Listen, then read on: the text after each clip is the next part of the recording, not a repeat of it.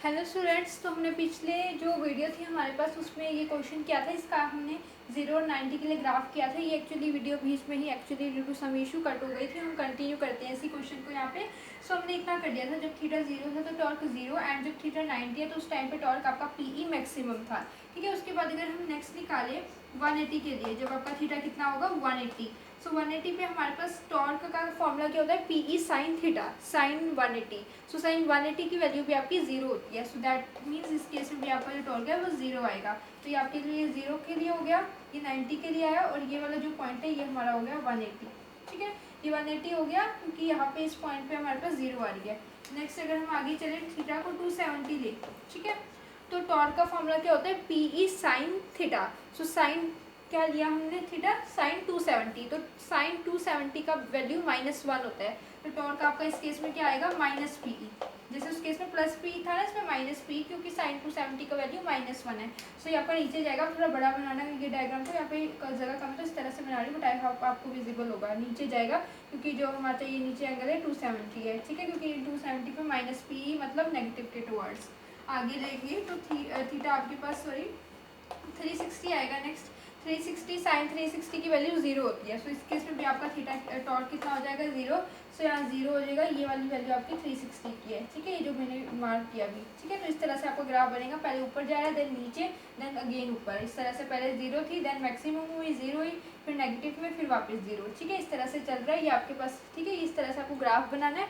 आगे पूछे आपसे find the orientation in which torque is 0 and maximum. आपको बताना है कि जो टॉर्क आपका फर्स्ट पार्ट में किस ओरिएंटेशन में टॉर्क आपका 0 है और किस ओरिएंटेशन में वो आपका मैक्सिमम है। तो यहाँ से पता लग ही रहा है, फर्स्ट पार्ट की बात करें तो 0 कब है टॉर्क आपका, जब थीटा 0 है, ये साइन 180 है, इस केसेस में आपका जो टॉर्क है वो 0 है। कब 0 है, ओरिएंटेशन बताना है। ओरिएंटेशन का मतलब किस तरह से प्लेस करें हम टॉर्क को, जो डाइपोल है उसको इलेक्ट्रिक फील्ड में किस तरह से प्लेस करें, ओरिएंटेशन क्या होगा, सो दैट कि आपका जो टॉर्क है वो 0 आए।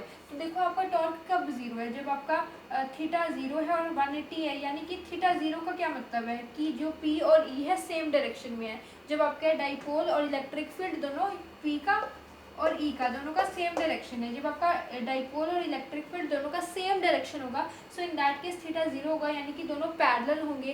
तो यानी कि जब आपके पी और ई पैरेलल होंगे उस केस में आपका जो थीटा है वो 0 रहेगा, यानी कि टॉर्क आपका 0 रहेगा। और ऑल्सो जब आपका थीटा 180 होगा, यानी कि डाइपोल मूवमेंट और इलेक्ट्रिक फील्ड इन दोनों का डायरेक्शन एक दूसरे के अपोजिट होगा, यानी कि ये एंटी पैरेलल होंगे। तो उस केस में भी आपका थीटा 180 यानी कि टॉर्क आपका 0 आएगा। ठीक है, तो दो केसेस आपको लिखने, टॉर्क के दो केसेस हैं।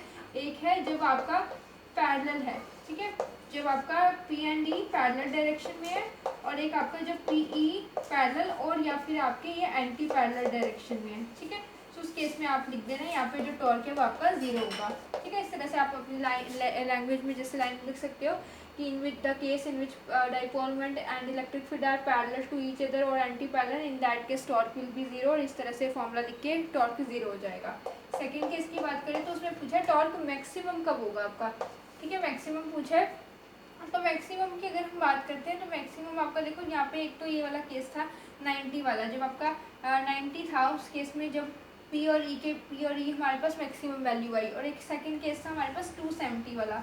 अब इसमें तो नीचे जा रहे हैं तो नेगेटिव वैल्यू है, बट हम सिर्फ मैग्नीट्यूड की बात कर रहे हैं। मैक्सिमम मतलब सिर्फ मैग्नीट्यूड को लेके चले, तो मैग्नीट्यूड को वैल्यू ना ले, साइन ना ले, सिर्फ मैग्नीट्यूड ले, तो उस केस में ये भी मैक्सिमम वैल्यू है। ठीक है, तो आप लिख सकते हो the case in which angle हमारा आपका 90 है एंड 270 है, उस केस में जो आपका टॉर्क है वो मैक्सिमम है। ठीक है, क्योंकि हम सिर्फ मैग्नीट्यूड लेके चले तो इस तरह से, वरना आप ये भी लिख सकते हो पी एंड एक दूसरे के परपेंडिकुलर होंगे जब पी और ई, तो उस केस में आपका जो वो होगा टॉर्क वो आपका मैक्सिमम होगा। ठीक है, तो इस तरह से आपको ग्राफ बनाना है, देन ये दोनों पार्ट्स करने हैं। सो आई होप ये क्वेश्चन आपको क्लियर है।